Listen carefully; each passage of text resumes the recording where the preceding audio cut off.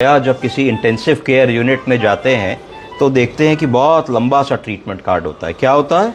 बहुत लंबा चौड़ा ट्रीटमेंट कार्ड होता है। तो एकदम से देख करके ये होता है क्या लिख दिया इतना सारा, बड़ा कॉम्प्लिकेटेड है। तो ये आज मैं थोड़ी सी आपको बताऊंगा कि ये बहुत कॉम्प्लिकेटेड नहीं होता है। ठीक है, तो सबसे पहले इसमें क्या क्या लिखते हैं। इसमें डेट लिखते हैं, हमारा आईसीयू में क्या डे है। जैसे इस पेशेंट का डे 9 है, 9 लिख दिया, उम्र लिख दी, आईपी नंबर लिख दिया, एज लिख दिया, वो मेल है कि फीमेल है ऐसा लिख दिया, उसकी डायग्नोसिस लिख दी और फिर नीचे करंट डायग्नोसिस। तो दो चीज़ें ज़रूरी हैं। डायग्नोसिस, अगर पुराना मरीज़ है, उसको blood pressure, diabetes, thyroid, coronary artery disease और डायबिटिक न्यूरोपैथी है तो इसकी पुरानी डायग्नोसिस हो गई। और करंट डायग्नोसिस क्या हो गई कि फॉलो थ्रू केस इन चारों चीज़ों का है पर अभी उसकी क्या प्रॉब्लम है, सांस फूल रही है, लंग में एक पैच आ गया है। तो प्रेजेंट डायग्नोसिस क्या होगी, बाइलेटरल निमोनिया।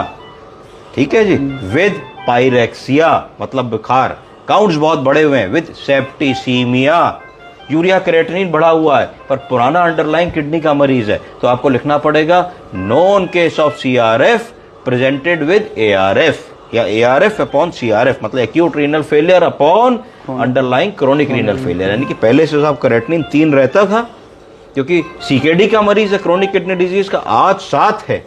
क्यों 7 है? क्योंकि सेप्टिसीमिया हुआ। तो सेप्टिसीमिया से ऐसा क्या हुआ, सेप्टिसीमिया से ऐसा हुआ कि किडनी वैसे ही कमजोर थी, अब और कमजोर हो गई। तो इसका मतलब एक्यूट कंपोनेंट जो किडनी पे आया वो 7 क्रिएटिनिन का है, जिसमें 3 पुराना था। तो 4 हमारा कम हो सकता है, 3 कम नहीं हो सकता।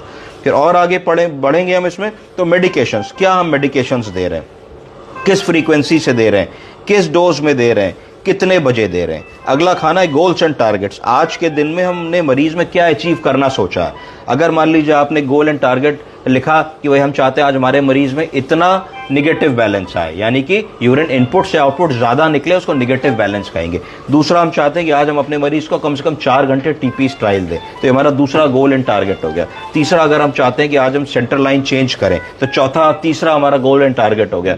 उसके बाद आप चाहते हैं कि आज हम अपने मरीज में कुछ और प्रोसीजर करें, तो ये सब गोल्स एंड टारगेट्स में आ गए। फिर अगला खाना है स्टैट ड्रग्स। स्टैट ड्रग्स का मतलब होता है कि कभी कभी आप मरीज की सिचुएशन देखते हैं, भाई एबीजी किया, उसका पीएच कम हो रहा है, तो आपने कहा sister, brother, nursing officer 2 injection 4 ampoule आप वो लगा दीजिए इनको, सोडा बाइकार्बोनेट स्टैट, या इतने मिलीग्राम, तो वो स्टैट डोजेस में आ जाएगा।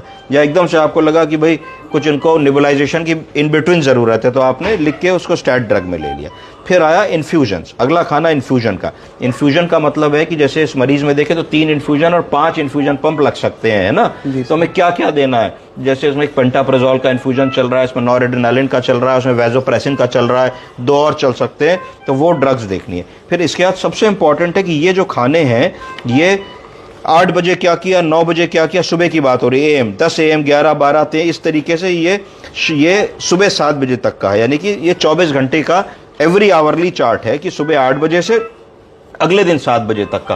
तो 24 घंटे का हम इसमें निचोड़ लिखते हैं। क्या क्या निचोड़ है कि हम फेंटानिल दे रहे हैं तो सुबह 8 बजे कितने ml पे थी, फिर हमें लगा 9 बजे बढ़ा लें, 10 बजे घटा लें, तो हर घंटे हमने कितने ml पे दिया, 2 ml, 1 ml, 3 ml, 4 ml इसमें आना चाहिए। नॉर एड्रेनालिन दे रहे हैं, एड्रेनालिन दे रहे हैं, वेजोप्रेसिन दे रहे हैं, कितने ml पर आवर पे कब किस घंटे बढ़ाई घटाई, तो एट अ ग्लांस एक नज़र में हम इनको देख सकते हैं। उसके बाद फिर हमने लिखा कि हमारा सक्शन, अब सक्शन हमने कै बार किया, सक्शन भी कै बार किया, फिर कितना वॉल्यूम निकला एक बार सक्शन में, सक्शन जो चीज की उसका कलर क्या था और कंटेंट कैसा था, सफेद रंग का था, लाल रंग का था, खून लिए था, थिक था, नॉन थिक था, प्रूलेंट था, पस कंटेनिंग था, सीरस था, इसको हमें इसमें लिखना होता है। तो जनरली हम सक्शन कहते हैं सुबह हमने 6 बजे करना है, फिर 2 बजे करना है, फिर रात को 8 बजे करना है, उसके बाद फिर 2 बजे करना है, 4 या 5 बार हमें प्राय सक्शन करना होता है।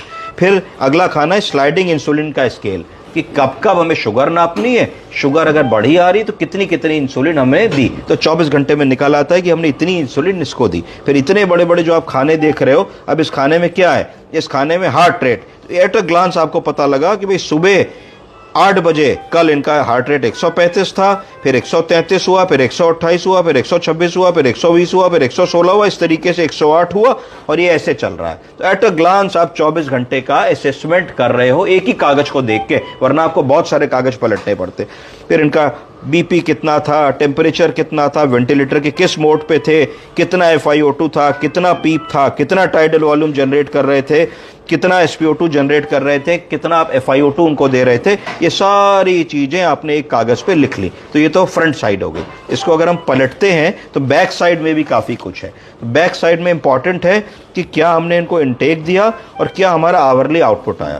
तो ऐसे सिक पेशेंट्स में देखना बहुत ज़रूरी होता है कि हर घंटे किडनी कितना यूरिन बना रही है। उससे आप इस बात का आंकलन करते हैं कि आप कहीं पेशेंट को ज़्यादा फ्लूइड तो नहीं दे रहे, कम फ्लूइड तो नहीं दे रहे, डिहाइड्रेट तो नहीं हो रहा, ओवर हाइड्रेट तो नहीं हो गया, कि किडनी ने काम करना कम तो नहीं कर दिया। अगर किडनी ने काम करना कम कर दिया तो कि बीपी तो नहीं ड्रॉप हो गया, कि मीन आर्टेरियल प्रेशर तो नहीं कम हो गया, कि रीनल कंप्रोमाइज में तो नहीं चला गया, कोई और दवा की ज़रूरत तो नहीं है। तो ये वाला सारा असेसमेंट है जो आप इस पन्ने में करते हो। तो इस पर हमने लिखा कि पिछले 24 घंटे पे मरीज का इंटेक 1066 ml गया और आउटपुट 1715 ml गया, अर्थात 650 ml उसको निगेटिव बैलेंस आया, मतलब यूरिन कम हुआ। ये अच्छी बात है, इसका मतलब मरीज हमारे एटलीस्ट पॉजिटिव बैलेंस बने। फिर इसमें लिखते हैं लास्ट 3 डेज, तो पिछले 3 दिन में हमारा कितना इनपुट गया, 53 and 190 ml, करीब 5.5 लीटर हमने इसको इनपुट दिया और आउटपुट आया 6820 ml। इसका मतलब 3 दिनों में 1430 ml ये पेशेंट हमारा निगेटिव बैलेंस में गया। तो इस तरीके से इस शीट को हम सब लोगों को पढ़ना आना चाहिए। हर दिन की एक शीट बनती है, every day has one sheet, every day has one sheet, जिसको हम लोग देखते हैं और इसी पे अपने नोट्स डालते हैं और इसी पे सभी डॉक्टर्स जो आते हैं देखते हैं वो अपने अपने नोट्स डालते हैं। ये medical legal point of view से भी बड़ी इंपॉर्टेंट होती है, क्योंकि इसमें ये लिखा होता है कि आपने एक सिक मरीज में 24 घंटे में 24 बार उसके पैरामीटर्स चेक किए। इसकी क्या ज़रूरत है? इसकी ये ज़रूरत है कि ये ना हो जाए अरे पता नहीं कैसे हो गया सर, अभी तक तो मरीज बिल्कुल ठीक था, एकदम से कार्डियक अरेस्ट हो गया। ऐसा नहीं। तो हर घंटे अगर हम उसको चेक करेंगे तो हमको कम से कम एक ही घंटे के बीच की चीज मिस होगी और हमको पता लग जाएगा कि भाई अब हमको क्या करना है, कैसे करना है और क्या दवा ऊपर नीचे करनी है। आप समझे कि नहीं? नॉर्मल मरीज में वाइटल हम दिन में 2 बार लेते हैं, 3 बार लेते हैं। सिक पेशेंट्स में कितना लेना है? Every hourly. कई बार ऐसा होता है कि आपको 15-15 मिनट में भी वाइटल लेने पड़ते हैं, उसके लिए एडिशनल शीट लगा देते हैं और उसमें आप 15-15 मिनट के वाइटल्स लेते रहते हैं। समझ गए आप लोग? जी सर, थैंक यू।